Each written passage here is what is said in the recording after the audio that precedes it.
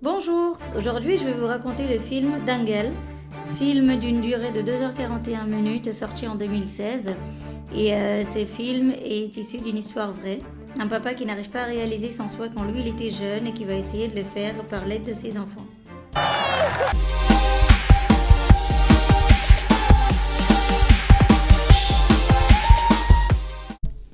Voici notre héros de l'histoire. Dans son lieu de travail, il regarde la télévision. À ce moment-là, un nouveau coéquipier arrive. Il n'hésite pas à le provoquer, mais notre héros est lutteur. Donc ils font une petite partie entre eux et bien sûr, c'est notre héros qui va gagner le combat. Le soir, une fois chez lui, il regarde ses anciennes médailles et sa femme, elle arrive. Elle est enceinte et elle dit « Mais pourquoi tu regardes ces médailles tout le temps ?» Et notre héros, il dit « Je n'ai pas pu obtenir la médaille que je souhaitais. Mais mon fils, lui, il y arrivera. » Le jour de l'accouchement de sa femme arrive. Il attend que ce soit un garçon, mais malheureusement pour lui, c'est une fille. Il est déçu, mais il est quand même content d'avoir un enfant, bien sûr. Mais il ne perd pas l'espoir. Il essaye, mais dommage pour lui, il a 4 filles. Avec 4 filles, il dit qu'il ne va pas aller loin dans son souhait, donc il laisse tomber le désir d'avoir des médailles pour son pays.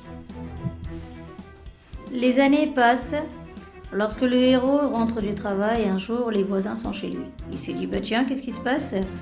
Il voit les 2 garçons de la voisine ont été tabassés. On peut dire ça comme ça, bien sûr. Vous voyez l'état, ils sont bien sûr tabassés. Alors il commence à donner un coup à son neveu en disant, mais pourquoi est-ce que tu as fait ça ? Les gens se regardèrent et disent, mais c'est pas lui qui a fait ça. Et notre héros ne comprend pas. Il lève son regard vers les filles et il se dit, ah, donc c'est mes filles qui ont fait ça. Après avoir s'excusé et renvoyé les voisins, il demande à ses filles de montrer comment ils ont fait pour mettre ces 2 garçons dans cet état. Les 2 filles, prenant confiance, demandent à leur cousin de venir comme modèle et elles montrent la façon dont elles ont tapé les garçons. Le papa, heureux bien sûr notre héros, il est heureux, il dit « Je peux toujours réaliser mon rêve ». Jusqu'à présent, la lutte n'a pas été connue dans son village pour les filles. Il regarde ses filles, il dit « Demain matin, vous allez vous réveiller à 5 heures ». Les filles se regardent car notre héros se dit « Je vais préparer mes filles pour la lutte ». Il commence les entraînements. Les filles ne sont pas d'accord mais elles n'ont pas le choix, donc elles font les entraînements. Cherchent des excuses. Elle dit « Mais papa, nos cheveux sont abîmés et tout, on n'arrive pas, les tenues et tout ». À chaque excuse, le papa trouve les remèdes qu'il faut. Il a même coupé les cheveux pour mettre ses enfants complètement dans la lutte. Un soir, la maman demande aux filles « Est-ce que vous voulez aller au mariage de votre copine ?» Elles disent oui. Dans le village, les petites filles de 13-14 ans, ils vont la marier, c'est une habitude dans les petits villages. Les 2 sœurs, elles vont aller au mariage, elles s'amusent, mais notre héros, comme d'habitude, n'est pas d'accord. Il vient, il dit « Mais qu'est-ce que vous faites ?» Il va pas parler, ça se comprend sur le regard, il va claquer son neveu. Tout le monde le regarde, mais c'est la situation qu'on peut comprendre parce que les filles, elles sont pas en train de s'entraîner pour la lutte. Donc le papa n'est pas content. Les villageois, ils le connaissent très bien. Le soir, les copines se retrouvent ensemble et se mettent à parler. Les 2 sœurs commencent à parler de leur père en disant que ce comportement envers elles pour l'entraînement est intolérable. Elles ne sont pas contentes, elles disent qu'elles sont tristes, c'est trop fatigant. Mais la mariée, la future mariée bien sûr, la copine des 2 sœurs, dit « Mais moi je regrette. Malheureusement, je n'ai pas de père comme vous. Il ne pense pas à moi, le mien ne pense qu'à me marier, à sacrifier ma vie pour fonder une future famille, avoir des enfants et tout. Je ne suis pas d'accord, regardez mon âge, j'ai le même âge que vous. Mais votre père, lui, il pense à votre futur. Il veut que vous soyez quelque chose dans ce monde. Mais moi, ma famille veulent que je me marie, avoir des enfants, fonder une famille. C'est tout ce qu'ils veulent. Voyez la différence ? Le lendemain, les 2 filles, elles sont énergétiques, elles se réveillent avant même que l'alarme sonne. Elles commencent les entraînements même sans leur papa. Il n'est pas réveillé, mais les filles, elles sont déjà sur le champ pour l'entraînement. Elles se donnent tellement qu'elles arrivent à vaincre leurs cousins. Vous avez vu ça ? Quelque temps après les durs entraînements, notre héros décide d'inscrire la fille aînée à une compétition de lutte. Donc il les prend avec lui, ils vont aller sur place, mais malheureusement pour eux, les organisateurs refusent, ils ne sont pas d'accord. Pour eux, la lutte, ce n'est pas fait pour les filles. Mais comme il y a 2 organisateurs, regardez bien, il y en a un, il va dire « Mais t'es bête ou quoi ? Si tu prends la fille, mais regarde la publicité que tu peux nous faire, mais gagner de l'argent. Pourquoi tu refuses ? prends la fille, inscris-la et tu vas voir le monde qu'on aura autour et les billets ils vont s'envoler. Tu peux faire des affaires avec ça.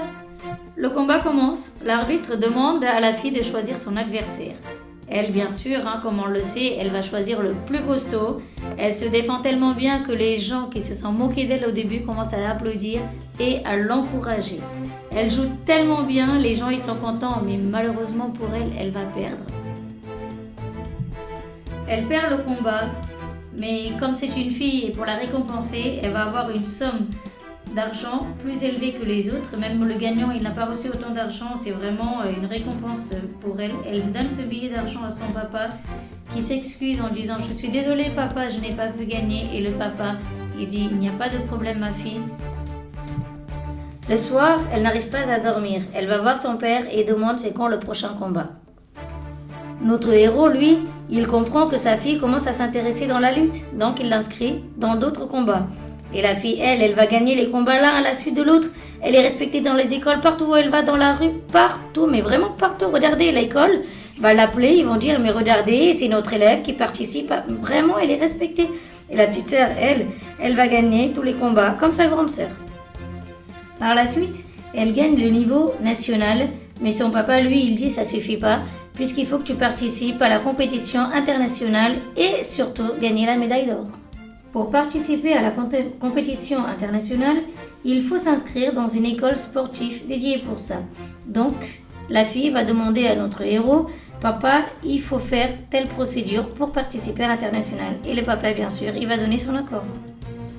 Sur le terrain, lors de l'entraînement, l'entraîneur dit à la fille du héros d'oublier toutes sortes de méthodes qu'elle aurait pu apprendre auparavant. Parce que maintenant, ici, c'est lui avec ses méthodes à lui.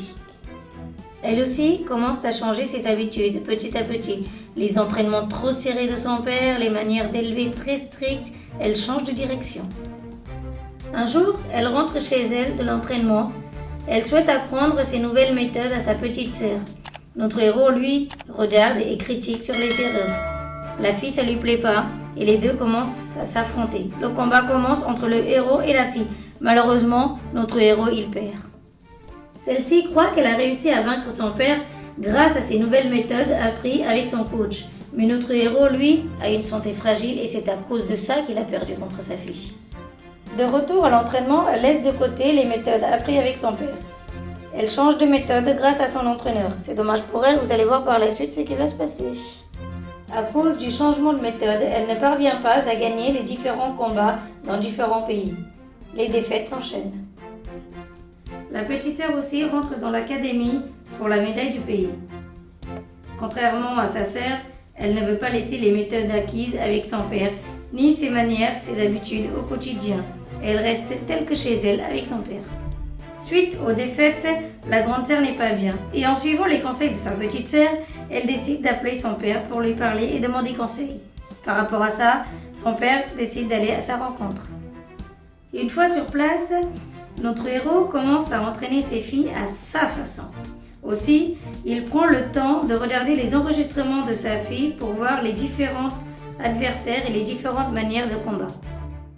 Avec les conseils du père, les deux sœurs décident de sortir de l'école sportive pour apprendre l'entraînement avec le papa. Après la découverte de leur effraction, l'école décide d'interdire de sortir complètement de l'école les filles. Mais notre héros, lui, il ne va pas se décourager et décide quand même d'enseigner ses filles par téléphone. Avec les entraînements et les conseils du père, la fille aînée gagne le combat et arrive à la finale. Et juste avant la finale, elle se fait interviewer par les médias qui dit « Comment ça se fait que vous êtes arrivé à ce niveau-là ?» Et très fière d'elle, elle dit « C'est grâce à mon père ». Et bien sûr, notre coach, lui, il n'est pas heureux car il n'a pas été nommé. L'entraîneur officiel, prise par la jalousie, décide de se venger de notre héros. C'est le grand jour, le jour de la finale. L'entraîneur officiel est tellement jaloux qu'il décide d'enfermer le héros dans une petite salle. La fille regarde la tribune pour voir si son père est arrivé. Il n'est toujours pas là et le combat va commencer. Et hop, le signal est sonné, le combat commence. Le match est tellement serré, elle veut regarder son papa pour voir s'il peut l'encourager, mais il n'est toujours pas arrivé. Dommage, elle prend un instant, respire, pense au conseil de son papa et prend son adversaire et hop, elle le met en arc-en-ciel. Le temps est écoulé, les sifflets a sonné. On ne sait pas si le point est donné à notre héroïne ou pas. Le point est donné à la fille du héros. Victoire! Elle a gagné. La médaille d'or lui est remise. Le héros stressé attend dans la salle et hop, il entend l'hymne national de son pays et comprend que sa fille a gagné. Et par chance, un gardien vient lui ouvrir la porte. Il est sur le terrain. Sa fille lui remet la médaille. Avec les larmes de joie, il lui remet la médaille à sa fille. Le héros, fier d'avoir réalisé son plus grand souhait, félicite sa fille pour la toute première fois. En 2010, à Delhi, la grande sœur remporte la médaille d'or sur la catégorie de 55 kg et la petite sœur remporte la médaille d'argent sur la catégorie de 51 kg. En 2014, la petite sœur remporte la médaille d'or sur la catégorie de 55 kg. En 2012, la grande sœur est sélectionnée pour l'Olympique. À elles deux, les deux sœurs, elles ont 29 médailles internationales. Voici le papa. Grâce à lui, il y a plus de 1000 filles qui souhaitent intégrer la lutte maintenant. Et voilà, le film est fini. Merci d'avoir regardé la vidéo avec nous. Likez, commentez, abonnez-vous et n'oubliez pas de cliquer sur la petite cloche pour ne rater aucune de nos prochaines vidéos.